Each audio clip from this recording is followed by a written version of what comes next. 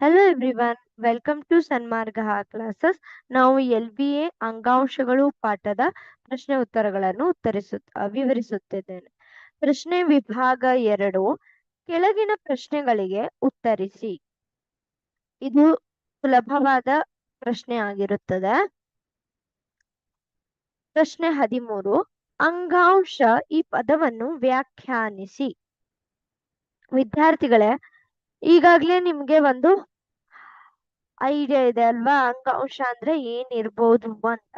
ನೋಡಿ, ಇಲ್ಲಿ ಬೇರೆ ಬೇರೆ ಅಂಗಾಂಶಗಳನ್ನ ಇಲ್ಲಿ ಇಮೇಜ್ ಅಲ್ಲಿ ಈ ಚಿತ್ರಣದಲ್ಲಿ ನೀವು ನೋಡ್ಬೋದು ಅಲ್ವಾ. ಇದೊಂದು ಅಂಗಾಂಶ, ಇದೊಂದು ಅಂಗಾಂಶ, ಇದೊಂದು ಅಂಗಾಂಶ ಅಲ್ವಾ. ಸೊ ಈ ಅಂಗಾಂಶಗಳು ಅಂದ್ರೆ ಏನು? ಆಕ್ಚುಲಿ ಅಂಗಾಂಶ ಅಂದ್ರೆ ಒಂದೇ ರೀತಿಯ ರಚನೆ. ನೋಡಿ, ಇದೊಂದು ಜೀವಕೋಶ, ಇದೊಂದು ಜೀವಕೋಶ. ಈ ಎಲ್ಲಾ ಜೀವಕೋಶಗಳು ಒಂದೇ ರೀತಿಯ ರಚನೆಯನ್ನು ಹೊಂದಿದೆ. ಅದಲ್ಲದೆ ಒಂದೇ ನಿರ್ದಿಷ್ಟ ಕಾರ್ಯವನ್ನು ಮಾಡುತ್ತದೆ. ಸೊ ಜೀವಕೋಶಗಳ ಸಮೂಹ ಒಂದೇ ರೀತಿಯ ರಚನೆಯನ್ನು ಹೊಂದಿರಬೇಕು ಮತ್ತು ಒಂದು ನಿರ್ದಿಷ್ಟ ಕಾರ್ಯವನ್ನು ಮಾಡಬೇಕು.